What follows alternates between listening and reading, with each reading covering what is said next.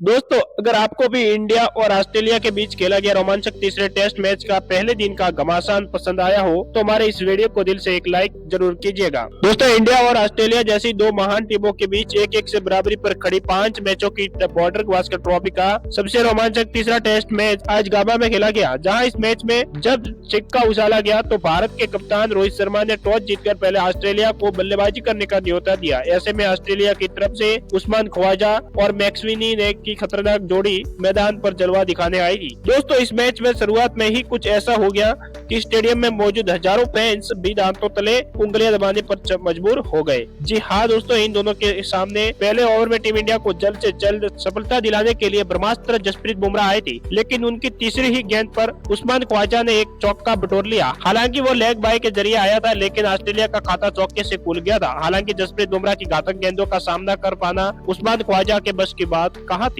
गेंद कहाँ बल्ला कहाँ, उनके तो पल्ले ही नहीं पड़ रहा था। ऐसा लगा था कि कभी भी उस्मान ख्वाजा आउट हो सकते हैं। दूसरी तरफ से जलवा दिखाने आए थे मोहम्मद सिराज, और आते ही उन्होंने अपनी गेंदबाजी से ऐसा कर्तव्य दिखाना शुरू किया कि दोनों बल्लेबाजों के होश ही उड़ा दिए। पहले 2 ओवर में गेंदबाजों की तरफ से मेडल हो गए थे। ऐसा लग रहा था कि रोहित शर्मा ने टॉस जीतकर बहुत ही सही फैसला किया है। हालांकि अब जल्द से जल्द टीम इंडिया को विकेट चाहिए थे।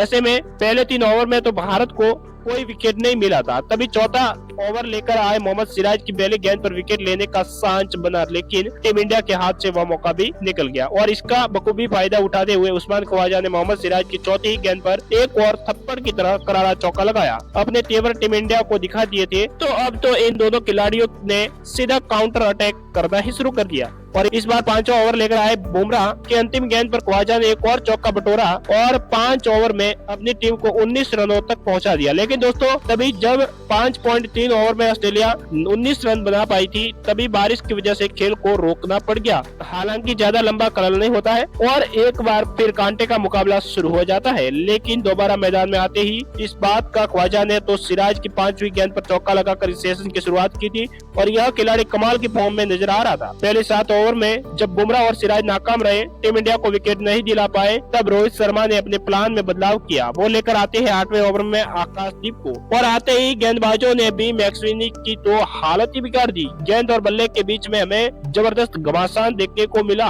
बल्लेबाजों के लिए रन बनाना आसान नहीं था। उसके बावजूद 8वें ओवर में ऑस्ट्रेलिया 24 रन बना चुकी थी। आकाशदीप ने पहला ओवर मेडन फेंक दिया था। हालांकि टीम इंडिया के लिए मुश्किल की बात तो यह थी कि भारत को अब तक कोई भी विकेट नहीं मिल पाया था, तो चिंता की बात थी, क्योंकि यहाँ लग रहा था कि टीम इंडिया 10-20 रनों के भीतर ही ऑस्ट्रेलिया को 2-3 बल्लेबाजों को पवेलियन का रास्ता दिखा देंगी। लेकिन ऐसा नहीं हो पाया था और यह दोनों मजबूती से अपनी साझेदारी को आगे बढ़ा रही थी, जो टीम इंडिया के लिए धीरे धीरे खतरा बनती हुई नजर आ रही थी। कप्तान रोहित शर्मा के चेहरे पर टेंशन थी, क्योंकि उनका भी प्लान काम नहीं कर रहा था। सबसे बड़ी प्रॉब्लम यह थी कि दोनों बल्लेबाज रिस्क लेने का नाम ही नहीं ले रहे थे। मौका मिलते ही चौका मार देते थे, नहीं तो सिंगल डबल लेना तो उन्होंने छोड़ ही दिया था। एक के बाद एक मेडन ओवर निकले जा रहे थे। गेंद से छेड़छाड़ ही इन्होंने बंद कर दी थी, जिस वजह से भारतीय टीम के पास मौका ही नहीं बन पा रहा था विकेट लेने का। धीरे धीरे 10 ओवर निकल गए थे और इन दोनों के बीच की ओपनिंग पार्टनरशिप 26 रनों की हो चुकी थी। ऑस्ट्रेलिया बेंच को तो काफी खुश नजर आ रहे थे, लेकिन भारतीय बेंच के चेहरे पर मायूसी थी। भारतीय खेमे में सन्नाटा छाया हुआ था, क्योंकि टीम इंडिया ने अब तक कोई भी कमाल नहीं दिखाया था। 11वें ओवर में ऑस्ट्रेलिया ने 28 रन बना लिए थे। ऐसा लगा था कि ऑस्ट्रेलिया भारत पर बहुत ज्यादा हावी है, लेकिन दोस्तों टीम इंडिया ने तगड़ा पलटवार करके दिखाया और भारतीय गेंदबाजों ने फिर ऐसी तबाही मचाई कि पहला सेशन खत्म होते होते यह मैच ऑलमोस्ट बराबरी पर